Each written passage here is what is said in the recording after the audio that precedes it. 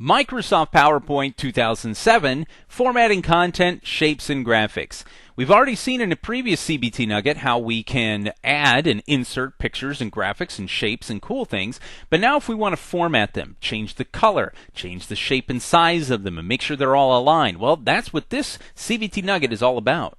Some neato things that we're going to look at here, including how to size our graphics. We kind of looked at it briefly when showed you how to put clip art and pictures and images on, but now we're going to get into the real nitty-gritty on this. Then we have the alignment of these particular objects on the page. You want to make it look evenly spaced, how to use grid lines. We're going to take a look at how we can recolor objects if we want to, and then we're going to take a look at how we can even connect each other's graphics up with particular shapes. We've already had a pretty good look at putting clip art and pictures and some of the graphics and things into our Acme Vision presentation, but here's where we kind of get down to some of the nitty-gritty, especially if you are going to take the exam for PowerPoint. They want to make sure you know how to manipulate and maneuver things here on the screen. So what we're going to do is we're going to go ahead and move down to the slide that has the marketing plans, and you can see that we have our clip art here, and we already showed you some of the neat little things we can do with the effects. And then if we scroll down here, of course, we have our pictures that we have, and we showed you how to add pictures, and we've added media and sound effects. Well, let's say we wanted to resize these pictures just a little bit to fit better on the screen or do something. So all we need to do at any point is if you select on a picture, it will then, of course, remember, anytime you're going to do something and there's new, you get a new tab that you can utilize. You can use the picture tools by clicking on here, and it'll bring up the format, and then you can start adjusting in picture styles. The other thing that you can do is if I deselect off of here, and if I double click, it'll do the same thing without me having to click on the format and bring that particular tool up. So that's just kind of, again, just a way for us to get back. Now for sizing, when you look at the size of a picture, you obviously, as we saw, you can use the anchors that you have right here. You can click on an anchor right here, it turns to the crosshairs, and then you can adjust. And if you use the corners, it keeps the aspect ratio. Now, what's an aspect ratio? Well, an aspect ratio means that whenever you adjust something from a height standpoint, the width will adjust to maintain the ratio between the height and the width. In other words, for a box, it would be like a 1-to-1 relationship. For every, if this is 2 inches, this is going to be 2 inches. If this is 3 inches, this is going to be 3 inches. That's a 1-to-1 corresponding aspect ratio. Now, for like television uses a 4-to-3. So you have a slightly better horizontal than you do a vertical, or vice versa. And so what happens is anytime you adjust something, you want to make sure that that aspect ratio remains the same. But in the world of PowerPoint, when I'm doing a presentation, sometimes I don't need to maintain that aspect ratio. And so what I can do is I can use the horizontal, vertical, either up here on top or on the bottom, just by selecting, and you'll notice that the width doesn't change, but the height is changing. It kind of elongates it just a little bit. Now notice any effects that we have placed upon a picture or a clip art will then match whatever changes that you have right here, which is nice because I would hate to have to start to resize the After Effects image here. That could get kind of hard after a while. So you can see that you can do that. You can stretch it, bring it back to this, or if you want, you can stretch it off, and now you've increased the width, but the height has remained the same. So you can do that. You can also, if any point in time you can hit reset picture, and it will turn off any of the formatting that has been done to this particular picture. Now that's a way that we can go ahead and do this, where we use the handles, and sometimes people like to eyeball, as we like to say, use your eyes only to view this, but sometimes you need to be exact, and you need to use exact measurements to make sure that it fits. So I'm going to go ahead and click undo here a couple times so we bring it back to the original size. I'm going to go over here to flutes, and over here on my ribbon, on my office ribbon, on the toolbar here, I can see picture size. Now remember, you can change the size down here, or you can click the down arrow, and what it does is it actually allows you, and here let me resize this a little bit so you'll be able to see everything. You can see it says, all right, your height and is right here, and your width, and you can see a little bit Let me move it over just a little bit more here.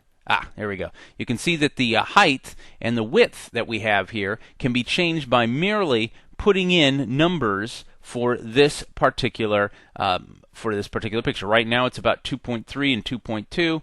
If I highlight it, you can kind of see it. I can make it 3 and take it over here and hit 3, and then you can change the size. Or if you're like, oh, you know what, I want to do this a little bit differently, if down at the bottom here you can click on the expand arrow, which is just right here, and what it'll do is it'll bring up the dialog box. So now if you're thinking, well, I wasn't able to see some of what I was doing there, not a problem here. Let me bring the dialog box up, and you can see that I changed the height and the width. You can use the up and down arrows if you want, and I can bring it down to where it was originally, 2.7.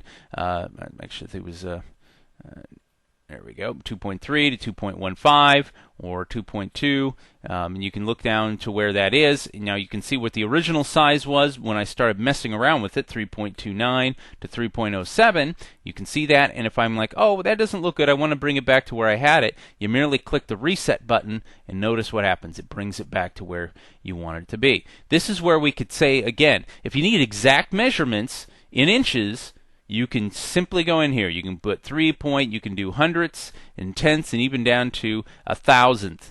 Notice they also let you go up to 2,348 inches.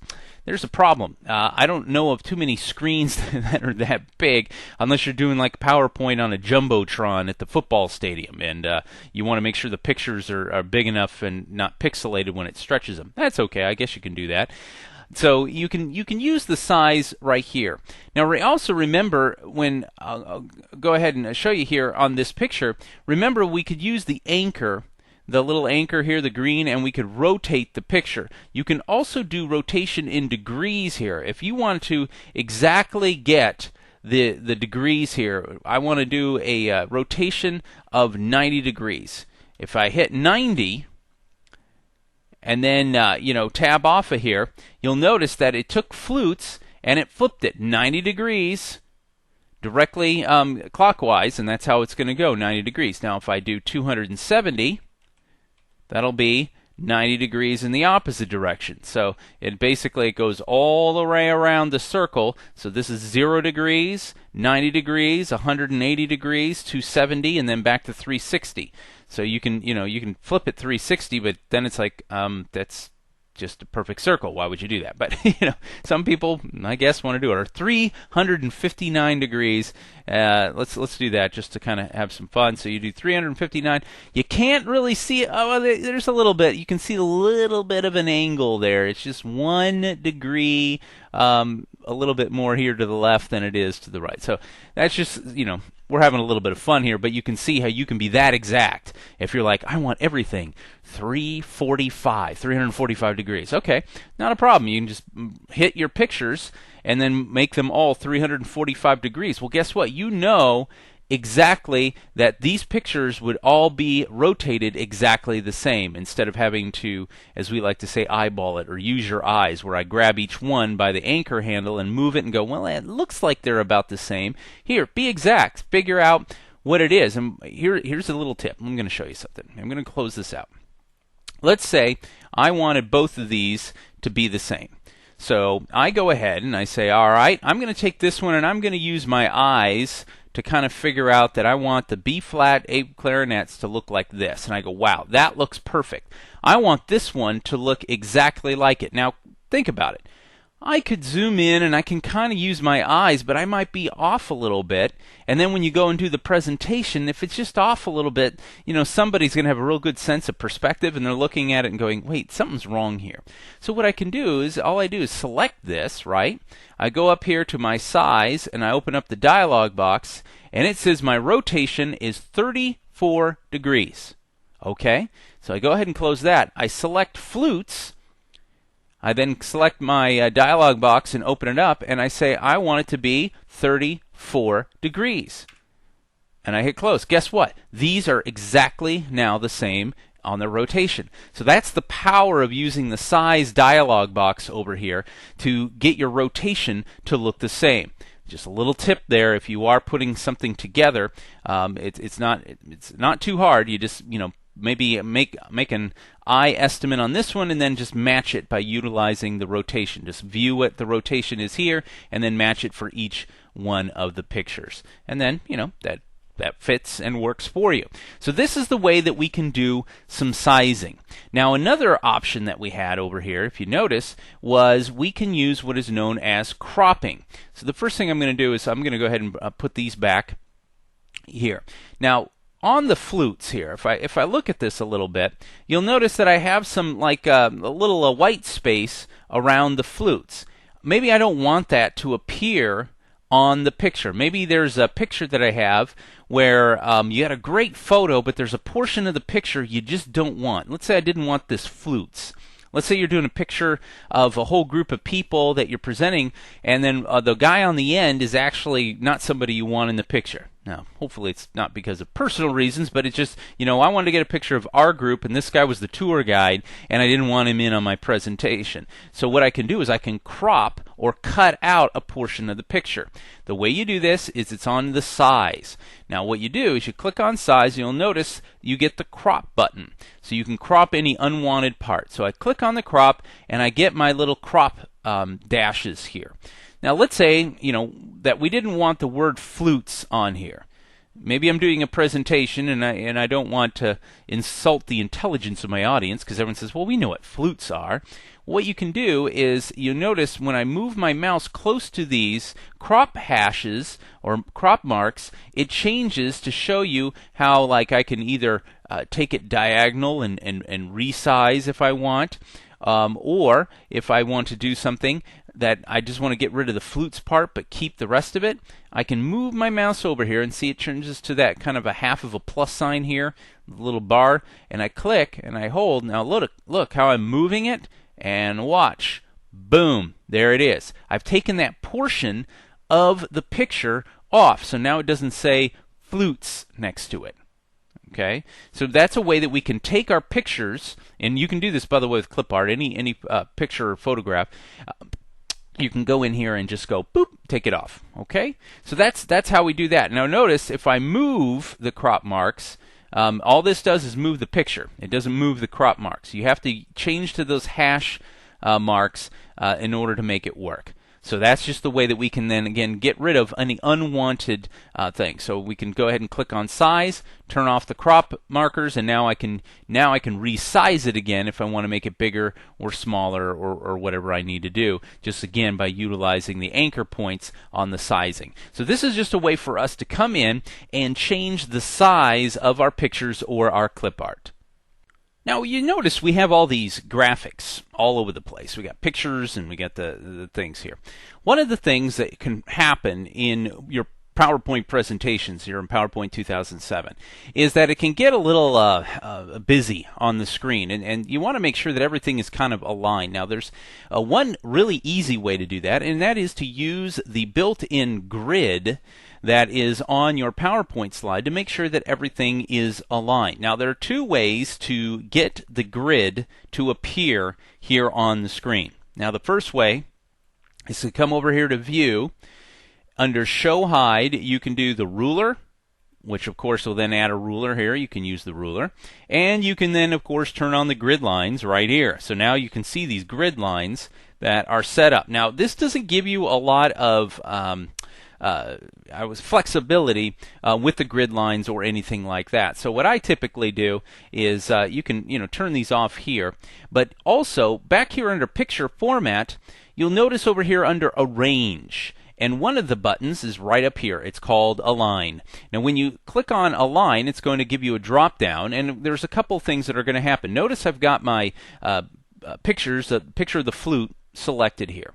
I can then say I want to align this to certain places. Do I want to align it to the left of the slide, to the center, to the right, to the top, align it to the middle? The middle, by the way, is the middle line going vertically. And center is, of course, see, notice how it goes up and down. It aligns it horizontally.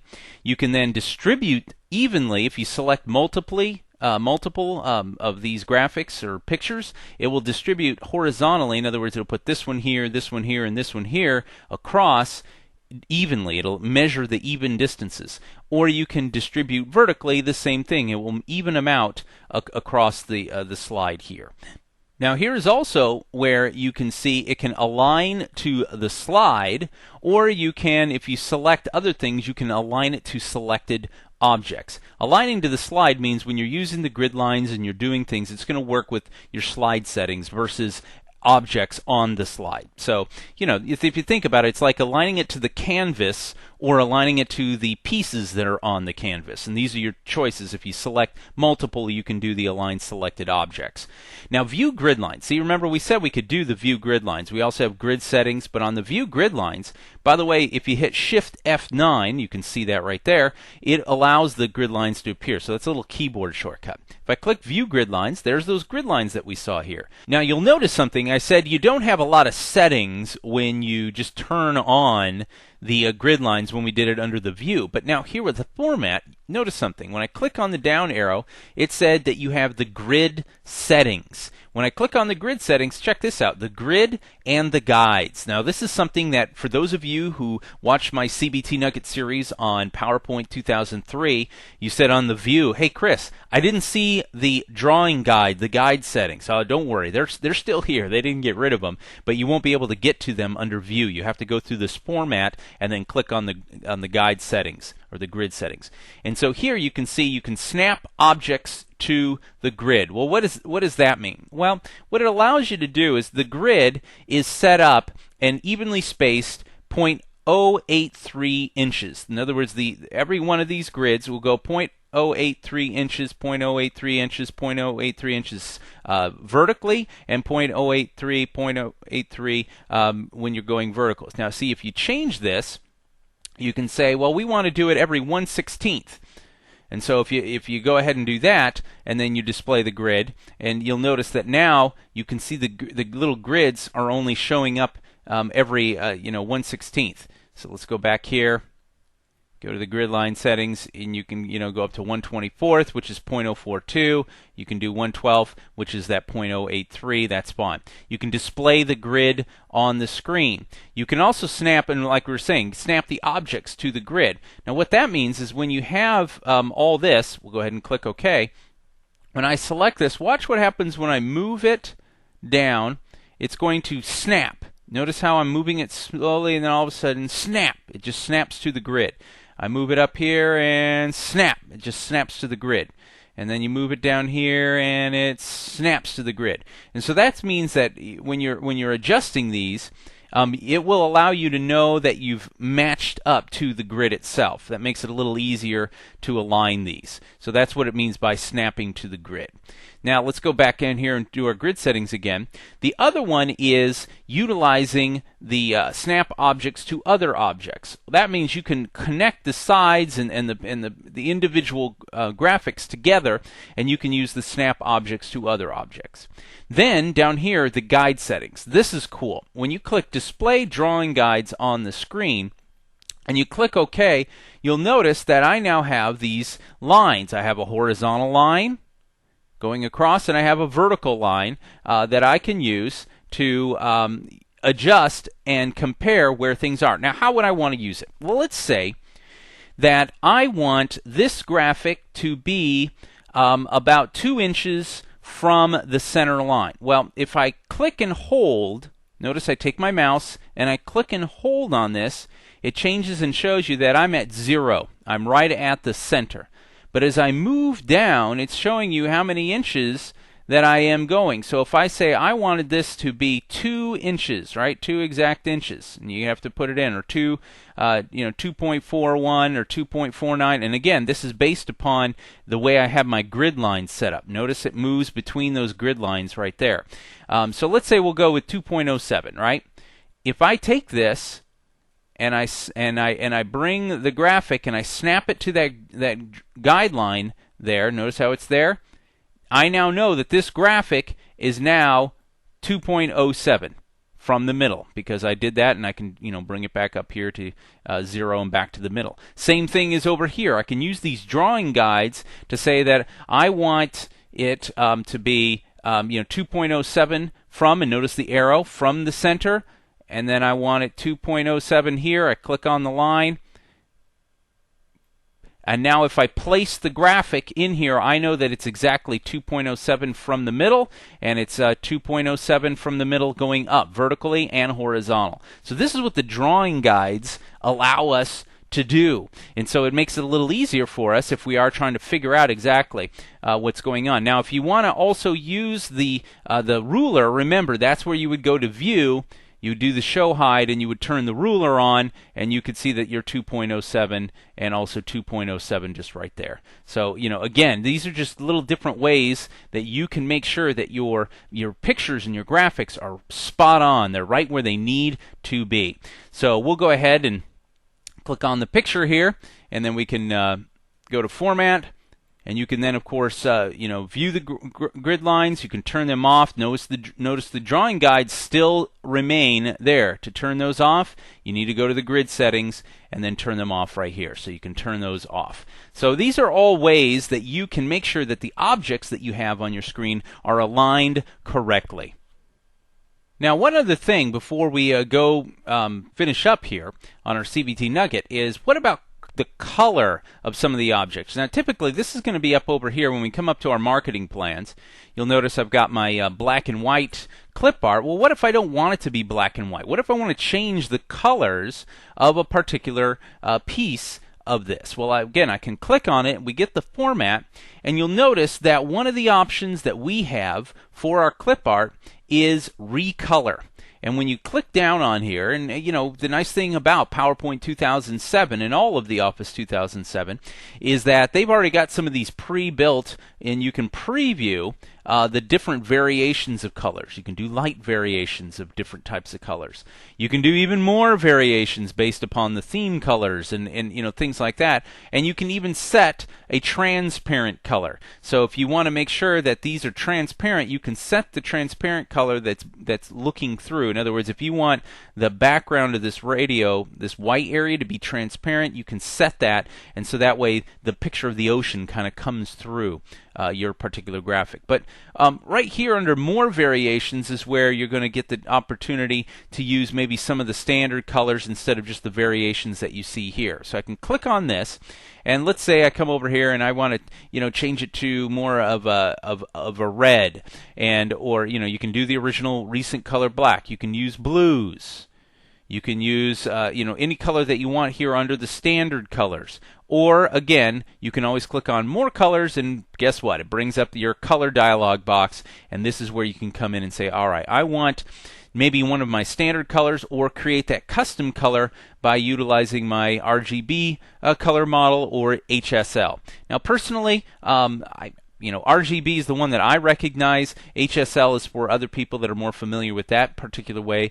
RGB, of course, using red, green, and blue. You can use HSL, which stands for hue, saturation, and luminance. Those are just two different ways that you want to be able to do it. I'm more familiar with RGB because I come from more of the television world, and that's how our tubes and our chips on our cameras are set, by red, green, and blue. So your primary colors here that you use for color. So what we'll do is we'll say, okay, we got red, we got green, we got blue, and you then, of course, you can set the settings here on it by doing this. Red obviously 1, and then you can add greens and blues for that, or you can just take the little crosshairs and select a color that you want. So let's say I want to use more of a red, and then of course you just move this up and down, and it'll let you know what the new color is going to be.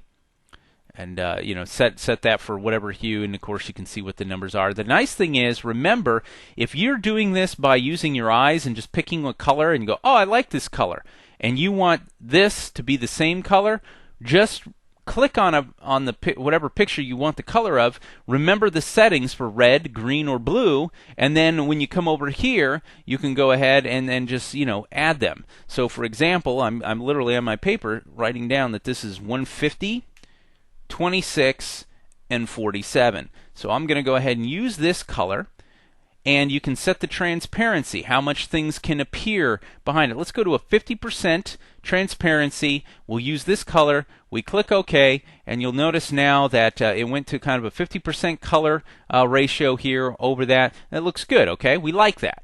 Now, I want this one and this one to be the same. So I can select this one, select the recolor, more variations, more colors, and again I come over here to custom. What do I need to do? That's right, write down the numbers. I put 150, green was, I'm looking at my page, 26, blue was 47, and we set the transparency for 50%, I think. So we go ahead and we click OK, and look, now it sets it up and says, all right, there you go. This now matches this, and if I wanted to make the news the same way, what do? You got it. I come down here, more variations, more colors, and also remember your recent colors will also appear too. So if you click on that, it'll say, yeah, that's now the same color as that. So there's a couple different ways that you can do that to make sure that your colors match up in here on your shapes and your graphics and your clip art and all those pictures that you have. So just ways for us to format the content that we have here on our canvas. Now we've talked a lot about the the graphics and other stuff, but one last thing I do want to show you, and something you might encounter in a more of an exam standpoint, is what if we want to connect pieces of our graphics? Remember how we said we have all our stuff? One of the things that you can do is to utilize shapes. They are also graphics, and of course you can manipulate these and use the same coloring and the alignment and things that you did. So let's say I want to take these shapes and I wanted to connect these pieces of clip art to kind of show that they're all interconnected. Well, I can use things like lines and other shapes to do so, but lines is really cool. Watch this. If I click on this, what it's going to do, I get my crosshairs, and now notice if I roll over each one of these, I get these little red dots here. Now, if you see, this one's kind of large. You got a red dot here, a red dot, it kind of shows up there, there's a clip art there, and then down here too. These are because this is the whole text box for this particular local paper, radio, television marketing plan, same thing. Now if you select like this, it's going to give you just this piece of a clip art. And this is going to give us the TV, and this is going to give us the radio. So I'm going to start here, and when I select here and I click with my left mouse, it then gives me my little arrow here, and then of course you can move this and connect it up to whatever you want. So if I can select that, it says okay, the arrow goes here. So now it's going to go from here to here.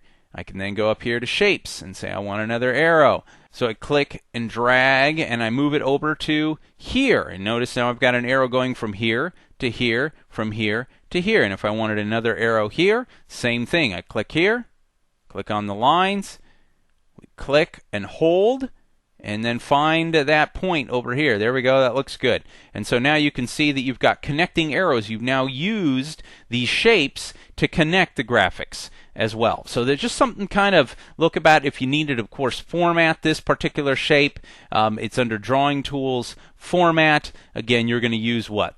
The shape styles and colors you can use here. You can change any of the shapes, the design of the shapes, the outline. If you scroll down here, you can see all the different colors and the options that you have. So you have some pretty cool things. And I always recommend just picking and choosing something that makes sense. In this case, the intense line dark, might work. So you select that, and now these will have nice blue lines in between. So these are just some of the things that we can use to help connect our graphics as well.